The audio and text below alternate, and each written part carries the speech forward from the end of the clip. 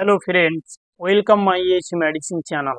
আজকের যে টপিক সেটি হচ্ছে এই ডক্স এসএল 100 mg ক্যাপসুল।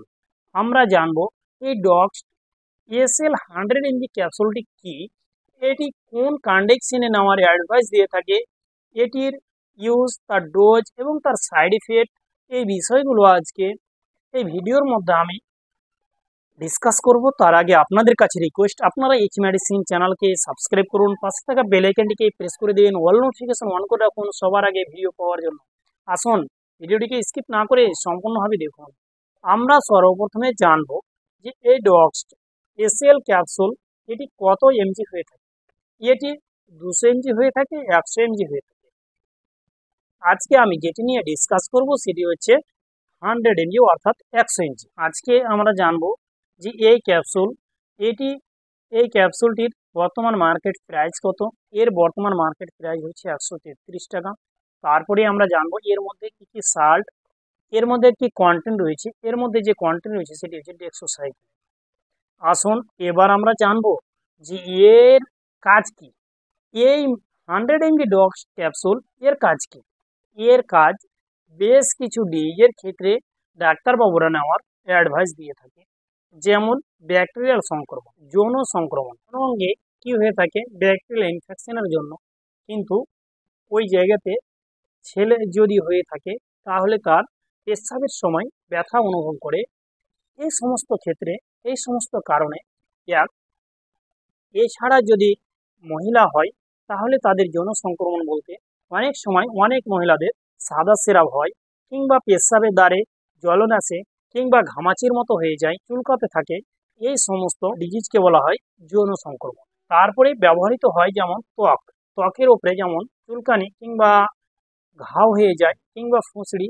এই সমস্ত ডিজিজের ক্ষেত্রে ডাক্তারবাবুরা এই ডক্স এলএস কে দিয়ে থাকে। এছাড়া দিয়ে থাকে যেমন চোখ লাল। অনেক সময় চোখের মধ্যে বেশ কিছু লাইট লাগার কারণে আবর্জনা অনেক সময় চোখের মধ্যে পরিবেশ করে, তার ফলে চোখ লাল হয়ে যায় কিংবা চোখটা চুলকোতে থাকে। যেমন শ্বাসকষ্ট, অনেক সময় শ্বাস প্রশ্বাস নেওয়ার সময় অসুবিধা হয় কিংবা খুব প্রচণ্ড কষ্ট অনুভব করা হয় সেই ক্ষেত্রে, কিংবা সে শ্বাস নিতে পারছে না, বুকে প্রচণ্ড ব্যথা সেই ক্ষেত্রে।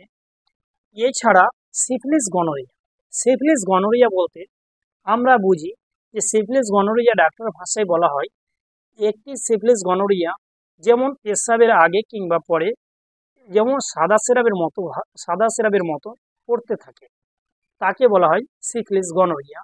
কিংবা সবসময় 1 ফুট 2 ফুট করে সেই সাদা সিরাপ জাতীয় ছেলেদের কিংবা এদের যেতে থাকে, সেই ক্ষেত্রে নেওয়ার অ্যাডভাইস দিয়ে থাকে। এই সমস্ত ডিজিজের ক্ষেত্রে ডাক্তারবাবুরা নেওয়ার অ্যাডভাইস দিয়ে থাকে। এছাড়া নেওয়ার অ্যাডভাইস দিয়ে থাকে যেমন মাড়ি সমস্যা, এই জন্য নেওয়ার অ্যাডভাইস দিয়ে থাকে। আসুন এবার আমরা জানবো এই মেডিসিনের ডোজটি কি। এই মেডিসিনের ডোজ পেশেন্টের উপর ডিপেন্ড করে ডাক্তারবাবুরা ডোজ নির্ণয় করে থাকে। আসুন এবার আমরা জানবো মেডিসিন খাওয়ার পরে সেই 1 থেকে 1 ঘন্টা নর্মাল ঘুমাবে, খাওয়ার সঙ্গে সঙ্গে সে শুইবে না, তারপরে সে শুইতে পারে। এই মেডিসিন ওই সমস্ত পেশেন্ট খাবে না যেই সমস্ত পেশেন্টের লিভার ডিজিজ রয়েছে, তারা এই মেডিসিন খাবে না, কারণ তাদের সাইড এফেক্ট দেখা দিতে পারে। এছাড়া ওই সমস্ত পেশেন্টের জন্য প্রযোজ্য যে সমস্ত হার্ট কিংবা কিডনির পেশেন্ট রয়েছে, তারা যদি এই মেডিসিন নিতে চায় তো তারা নিতে পারে, তাদের জন্য সেফ রয়েছে। আসুন এবার আমরা জানবো যে এই মেডিসিনের সাইড ইফেক্ট কী রয়েছে।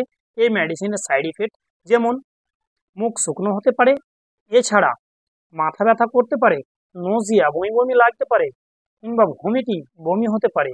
এই সমস্ত লক্ষণগুলো দেখা দিতে পারে। ভালো থাকুন, সুস্থ থাকুন, আসি পরে ভিডিও আবার দেখো।